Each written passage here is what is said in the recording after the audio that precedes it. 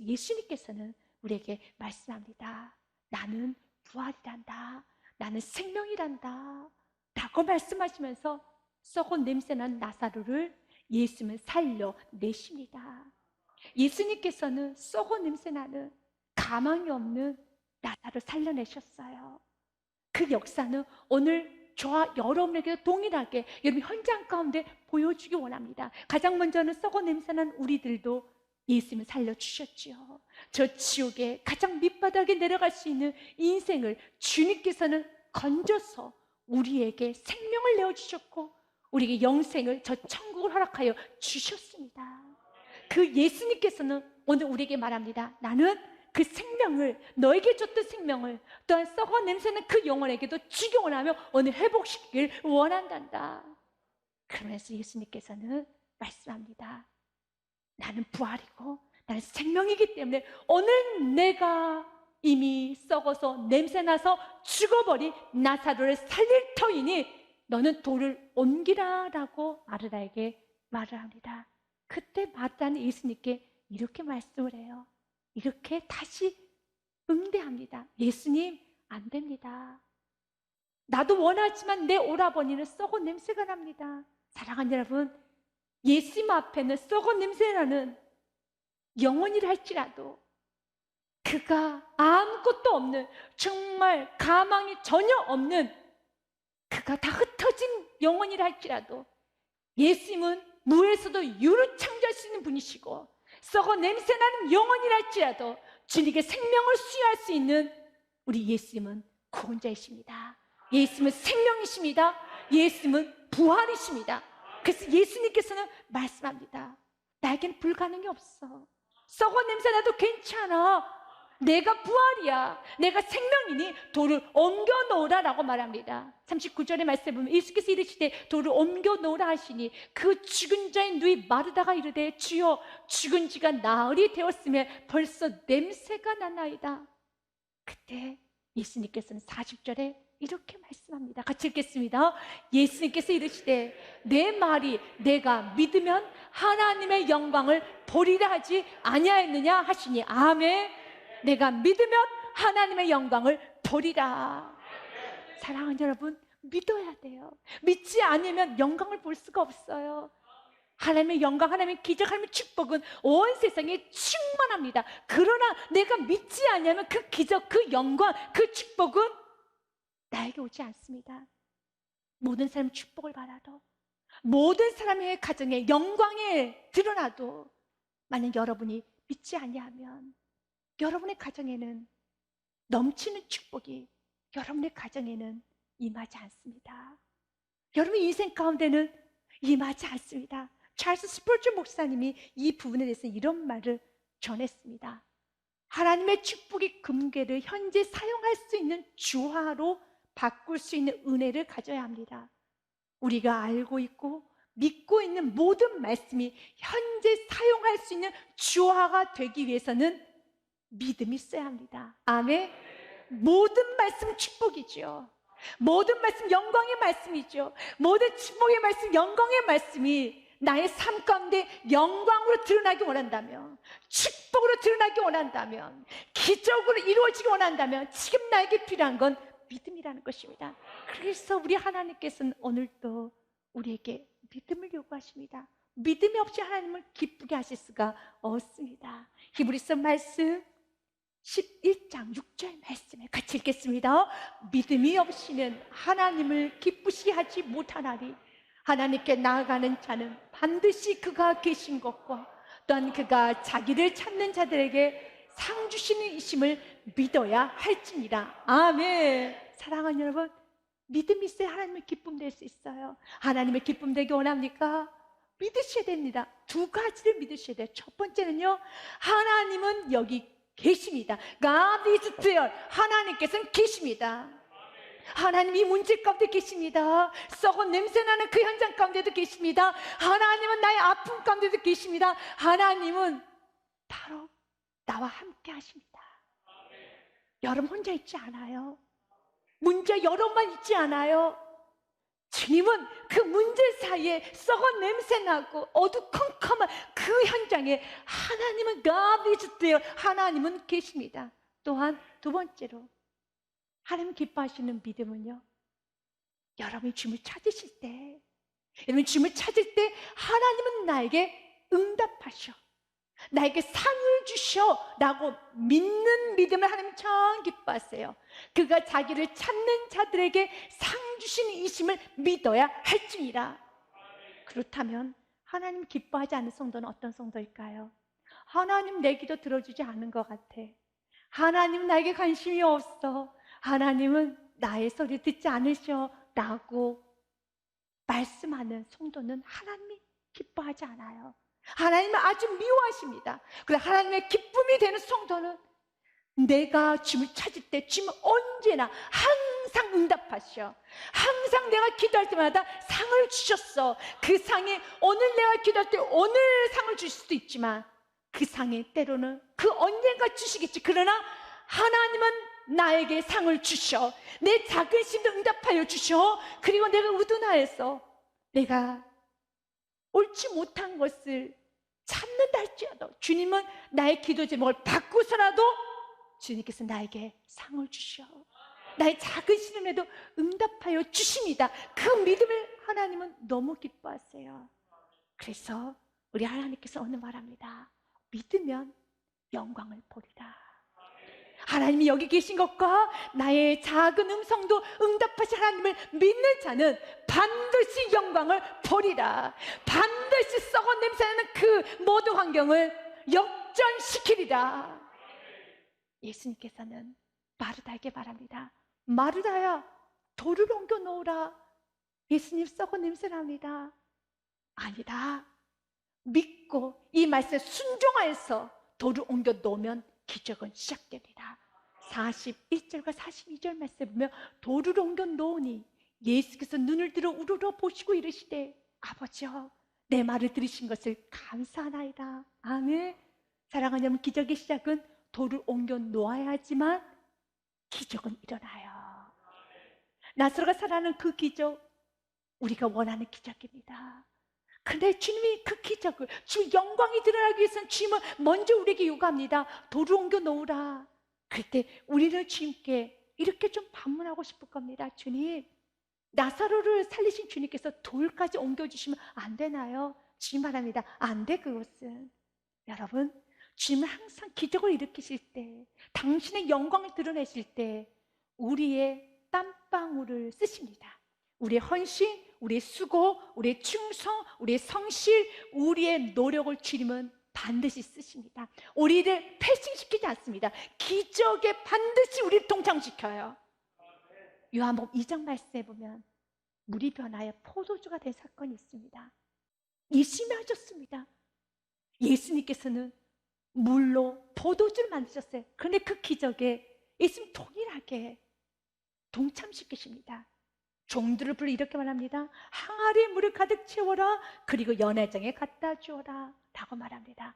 예수님께서 그들에게 이르시되 항아리에 물을 채우라 하신즉 아기까지 채우니 이제는 떠서 연회장에 갖다 주라 하심에 갖다 주었더니, 그리고 그 주의 말씀 같이 읽겠습니다.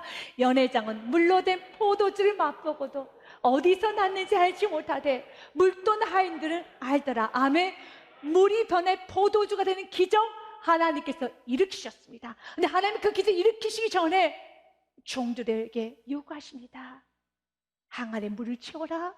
연회장에 갖다 주라. 왜 그러면 하나님께서는 그 기적이 우리를 동참시키는 것일까요? 하나님은 그 기적이 나의 기적이 되길 원하며 그 기적을 통하여서 모든 순간순간의 아픔, 사건을 통해서 그 영광을 보면서 우리 믿음이 더 굳건해지기 원합니다. 근데 살아계신 하나님은 나의 하나님이십니다. 그 고백을 하기 원합니다. 물로 변화의 포도주가 된 그 잔을 잔치집에 온 모든 사람들은 마셨을 것입니다. 그래서 이렇게 그들은 말하죠. 맛있다, 참 좋다. 그리고 신랑의 아버지를 칭찬했을 것입니다. 야, 참 잘 섬기네. 준비를 너무 잘했어 라고 말할 것입니다. 그런데 종들은 달라요. 종들은 그 포도주를 마시면서 맛있다로 끝나지 않습니다. 그 포도주를 마시면서 예수님은 구원자이셔, 예수님이 기적을 일으키셨어, 이 포도주가 어떤 포도주인지 아십니까? 이거 물이에요. 그런데 예수님께서 포도주를 만드신 겁니다 라고 그 종들이 그 포도주를 마셨었을 때 동참하지 않았던 그 주위에 있는 많은 사람들과는 참으로 다른 믿음이었을 것입니다. 평생 잊지 못할 기적이죠. 평생에 예수님을 자랑하고 간증하게 되는 것이죠. 오늘 예수님은 나사로를 살린 이 귀한 사건에 마르다를, 마리아를, 제자들을, 그 주위 있는 모든 사람 다 동참시키기를 원하셨습니다. 영광을 하나님이 드러내셔요. 나사로를 살린 건 하나님의 몫입니다. 그러니까 하나님께서 기적을 일으키시는 과정 중에서 주님 우리에게 순종을 요구하십니다. 그때 그 순종이 좀 버거울 수 있습니다. 돌을 옮기는 게 버거운 것처럼요, 버겁습니다. 그러나 해보십시오. 안 되면 주의 이름을 부르십시오. 연합을 하십시오. 연약한 점 중보기도 부탁하십시오. 그리고 끝까지 순종해 보십시오. 나사로를 살리는 기적도 큰 기적이지만 그 과정에 여러분들이 기대하는 이상의 많은 축복이 준비되어 있습니다. 돌을 옮기는 과정에서 그들은 서로 연합할 수 있는 겸손의 사람이 되었고, 인내의 사람이 되었으며, 겸손의 사람이 되었으며, 성실한 사람이 되었으며, 온유한 사람이 되었습니다. 주님은 기적, 영광은 주님께서 하시고, 우리가 과정 돌을 옮기는 과정에서 우리 주님은 우리가 다듬어지기 원합니다. 서로 연합해지기 원합니다. 그리고 그 영광을 같이 누리기를 원하고 있습니다. 돌이 옮겨지니 예수님께서 가장 먼저 하셨던 것은, 우리가 순종하고 났더니 예수님께서 가장 먼저 하셨던 것은 감사를 합니다. 하나님 감사합니다. 예수께서 늘 들어 우러러 보시고 이르시되 아버지여 내 말을 들으신 것을 감사합니다. 그리고 42절 말씀에 같이 읽습니다. 항상 내 말을 들으시는 줄은 내가 알았나이다. 그러나 이 말씀을 하옵는 것은 둘러선 무리를 위함이니 곧 아버지께서 나를 보내신 것을 그들로 믿게 하려 합니다. 아멘. 예수님은 믿음이 무엇인지를 우리에게 정확히 가르쳐 주셨어요. 믿음이라는 것은요, 믿는 겁니다. 믿기 때문에 예수께서 가장 무엇을 했습니까? 나사로가 살아나지도 않았지만 예수님 먼저 감사부터 하셨습니다. 41절 말씀에 예수님께서 말씀하셨죠. 아버지여 내 말을 들으신 것 감사합니다. 아멘. 믿음의 사람은 감사의 사람입니다. 믿을 사람은 환경과 상관없이 감사합니다. 그리고 42절에 뭐라고 고백합니까? 항상 내 말을 들으신 줄 내가 믿습니다. 아멘. 항상입니다. 지금 항상 내 말을 들으셔. 이것이 믿음이에요. 지금 항상 들으셔. 그 믿음 있는 사람은 오늘도 기도합니다. 내일도 기도합니다. 낙심하지 않습니다. 하나님 항상 내 말을 들으셔. 다윗도 이렇게 고백을 합니다. 주님은 나의 말을 항상 들으시기 때문에 나는 새벽마다 아침에 내가 주께 기도하고 바라겠습니다. 시편 5편 3절 말씀 같이 읽겠습니다. 여호와여 아침에 주께서 나의 소리를 들으시리니 아침에 내가 주께 기도하고 바라리다. 아멘. 주님 항상 내 말을 들으시기 때문에 아침마다 내가 주님께 바라고 기도하겠습니다. 시편의 말씀 63편 6절과 7절 말씀에도요, 내가 나의 침상에서 주를 기억하며 새벽에 주의 말씀을 작은 소리로 읊조릴 때 하오리니. 7절 말씀 같이 읽습니다. 주님은 나의 도움이 되셨습니다. 내가 주의 날개 그늘에서 즐겁게 부르리다. 아멘. 즐겁게 부르겠습니다. 감사하겠습니다. 찬양하겠습니다. 큰 소리로 선포하겠습니다. 아직 나사로는 살아나지 않았습니다. 그러나 예수님은 감사하셨습니다. 항상 내 말을 들어주신 하나님 앞에 감사하면서 큰 소리로 선포합니다. 나사로야 나오너라. 그 선포 앞에 성경 분명히 기록되어 있습니다. 43절 말씀은 이 말씀을 하시고 큰 소리로 나사로야 나오라 부르시니 44절은 같이 읽습니다. 죽은 자가 수족을 배로 덩인 채로 나오는데 그 얼굴은 수건에 쌓였더라. 예수께서 이르시되 풀어 놓아 다니게 하라 하시니라. 아멘. 사랑하는 여러분, 오늘 성경은 분명하게 예수님이 나사로에 나오라 하셨을 때 그 나사로가 예수의 명령을 듣고 나옵니다. 맞습니다. 예수님의 명령하시면, 예수님의 이름 앞에는 하늘에 있는 것은 땅에 있는 것은 모든 것들은 그 이름 앞에 무릎을 꿇게 되어 있습니다. 빌립보서 2장 10절과 11절 말씀이에요. 하늘에 있는 자들과 땅에 있는 자들과 땅 아래에 있는 자들로 모든 무릎을 예수의 이름에 꿇게 하시고, 아멘. 예수 이름 앞에 꿇지 못하는 것은 없습니다. 그리고 11절 말씀에 모든 입으로 예수 그리스도를 주라 시인하여 하나님 아버지께 영광을 돌리게 하셨느니라. 아멘. 예수님이 나사로에 나오라 선포하고 예수의 명령에 나사로가 저벅저벅 걸어 나왔을 때 주위에 있는 모든 사람들은 예수님은 구원자이십니다. 말씀 그대로 예수님께 영광을 올리게 되었을 것입니다. 지금 오늘 이 기적을 우리에게도 보여주기 원합니다. 예수님은 자신 누구인지 분명히 말씀하셨어요. 예수님 이렇게 말씀하셨어요. 나는 부활이요, 나는 생명이니 나를 믿는 자는 죽어도 살겠고 무릇 살아서 믿는 자는 영원히 죽지 아니하리라. 이것을 내가 믿느냐? 여러분 믿으십니까? 예수님은 부활이십니다. 예수님은 생명이십니다. 부활이시고 생명이신 그 예수님께서 명령하시면 우리는 들어야 돼요. 여러분, 썩어 냄새나는 안타까운 영혼이 있으니까 예수 이름을 선포하십시오. 부활의 예수님을 선포하십시오. 생명의 예수님을 선포하십시오.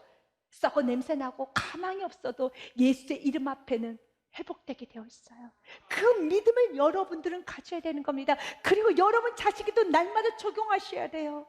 예수의 이름 앞에는 무릎을 꿇어야 되는 것처럼요. 사랑하는 여러분, 여러분 영혼이 지금 썩어가고 있다면, 여러분 영혼이 침체되어가고 있다면 예수께서 오늘 명령하십니다.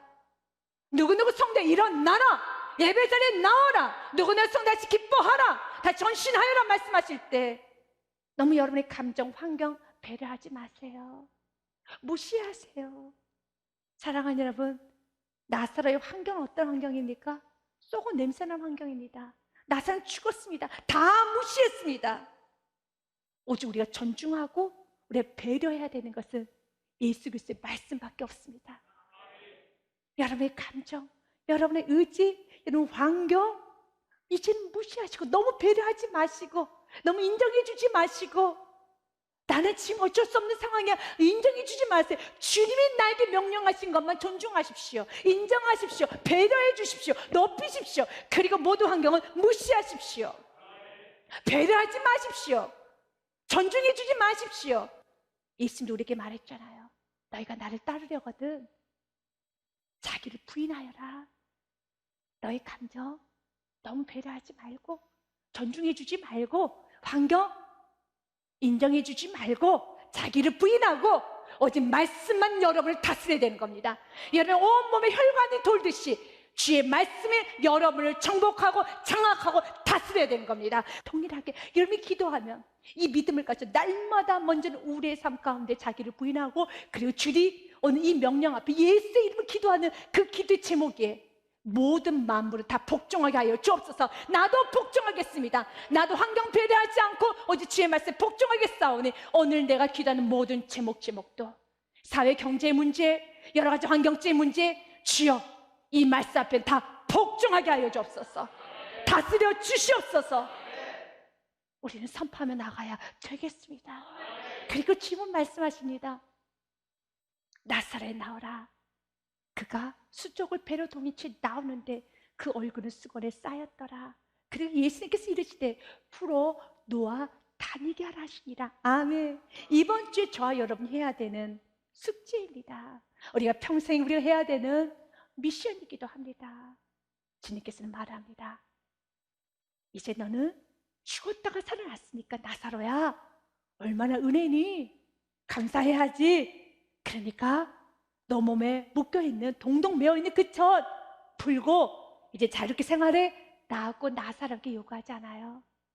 나사로에게는 그 수족을 풀으라고 말씀하지 않고 누구에게? 풀어놓아 다니게 하라. 그 주위에 있는 마리아에게, 마르다에게, 제자들에게, 바로 저와 여러분에게 말씀하는 겁니다. 우리 주님은 오늘도 썩어 냄새나는 영혼을 살리셨습니다. 곳곳에 살려놓습니다. 그리고 우리가 그 수족을 풀어줘야 되는 것입니다. 마치 부모가 신생아 태어났을 때 여러분 아주 조심스럽게 그 신생아에 목욕을 시켜주지 않습니까?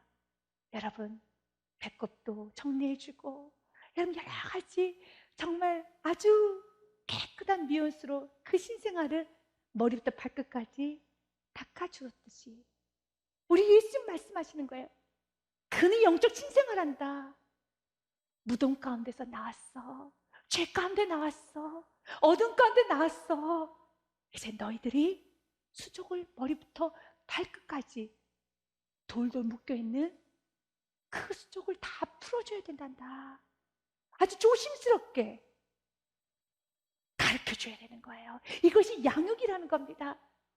어느 예배 시간에도 교회 안에도 예수님은 영혼을 살려놓으셨습니다. 근데 아직도 수족을 여러분 자유롭게 풀어있지 않고 여전히 마치 자기가 시체인 것처럼 자기가 죽은 자인 것처럼 여전히 여러분 배에 돌돌 말려있는 성도들 꽤나 많은 것 같아요. 근데 주님 말합니다. 아니 내가 너 구원했으니까 이제 너도 자유롭게 이제 제대로 신앙생활 해야지 라고 그 사람을 책망하는 것이 아니라 지금 오늘 말합니다. 저와 여러분 우리들을 책망합니다. 뭐했니? 내가 살려놨으면은 수족을 풀어줘야지. 살려놨으면은 이제는 우리가 양육을 시켜야 되는 것입니다. 예배가 무엇인지, 섬기고 사는 것이 무엇이며, 기도를 어떻게 하는지, 찬송을 어떻게 하는 것인지, 봉사는 어떻게 하는 것인지, 신앙생활을 어떻게 하는 것인지를 가르쳐 주셔야 돼요. 하나하나 가르쳐 주셔야 되는 겁니다.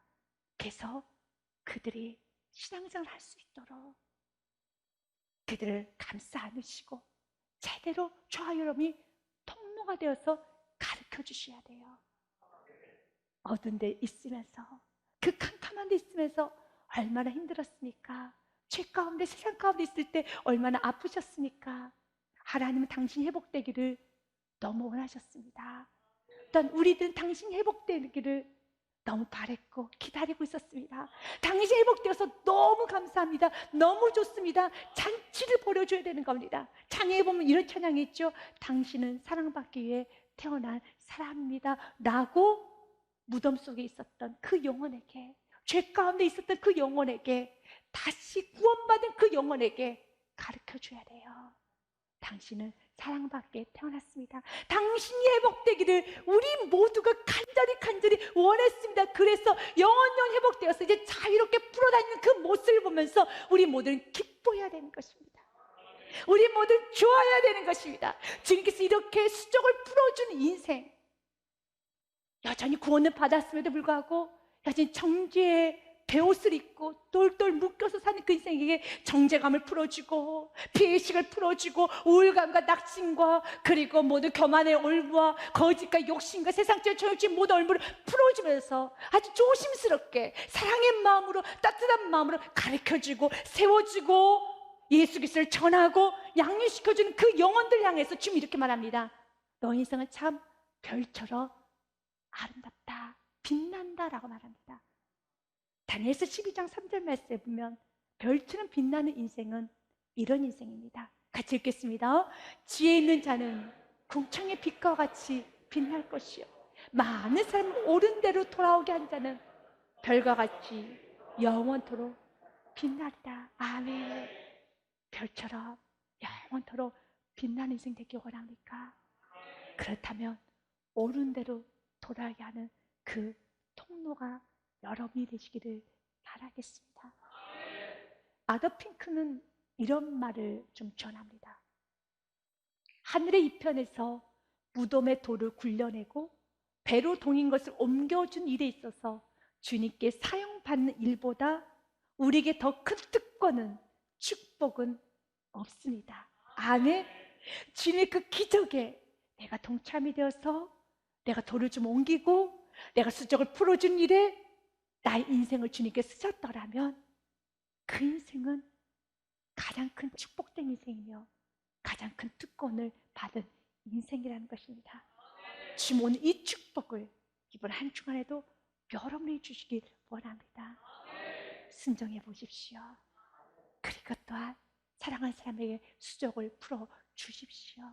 좋으신 예수님을 전하십시오.